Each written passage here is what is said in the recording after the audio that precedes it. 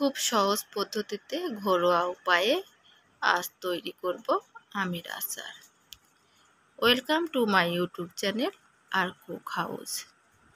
আমের আচার তৈরি করা কতটা সহজ তা এই ভিডিওতে বোঝা যাবে। আমের আচার তৈরি করার জন্য প্রথমে আমি কাঁচা আম নিয়েছি।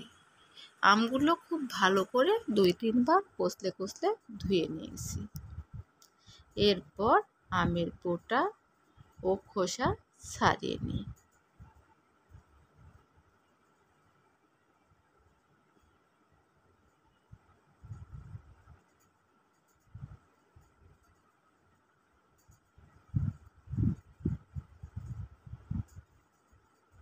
আমের বোটা ও খোসা ছাড়ানো হলে আম কেটে নিই। আমের ভিতরের বীজ ফেলে দিই।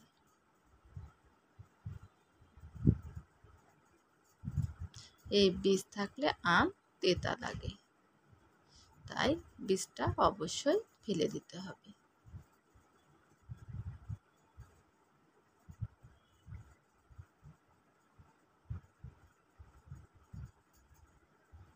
আমি আরও একটি আম কেটে দেখাচ্ছি।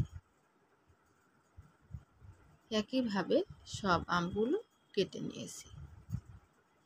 প্রথমে খোসা ছাড়িয়ে তারপর ভিতরের বীজ ফেলে দিয়ে আমগুলো চিকন চিকন ফালি করে কেটে নিয়েছি।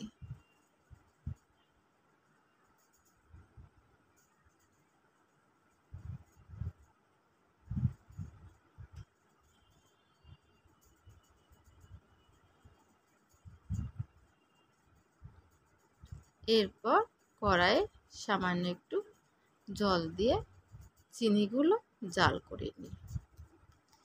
চিনি জাল করে ছেঁকে নেব। এতে চিনির ভিতরে নোংরা বের হয়ে আসবে এবং আচারও দীর্ঘদিন থাকবে, নষ্ট হবে না। আমি চিনি জাল করে ছেঁকে নিচ্ছি। এরপর কড়াই ধুয়ে ওই কড়াইয়ে একটু বেশি পরিমাণে তেল দিব। শুকনো লঙ্কা, সরিষা, আমি কালো সরিষা দিয়েছি, পাঁচফোড়ন, ভালো করে ভেজে নিই। এরপর কেটে রাখা আম দিয়ে দিই। আম দিয়ে 2-3 মিনিট ভেজে নিই। 2-3 মিনিট ভাজা হলে পরিমাণ মতো নুন ও হলুদ গুঁড়া দিয়ে আবারও 2-3 মিনিট ভেজে নিব।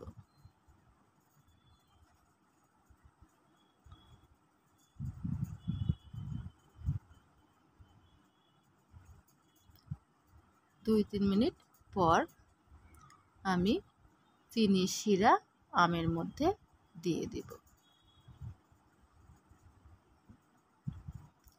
চিনি শিরা দিয়ে জাল দিব এবং মাঝে মধ্যে নেড়ে ছেড়ে দিব যাতে তলে পুড়ে না যায়। চিনি শিরা দিয়ে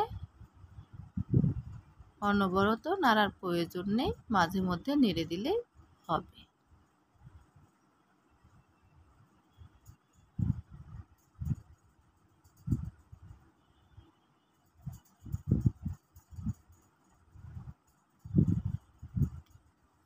আচার জাল দিতে দিতে যখন শুকিয়ে আসবে আর জল থাকবে না, তখন গ্যাস বন্ধ করে তাতে ভেজে রাখা মশলা দিয়ে আবারও ভালো করে মিক্স করে নেব।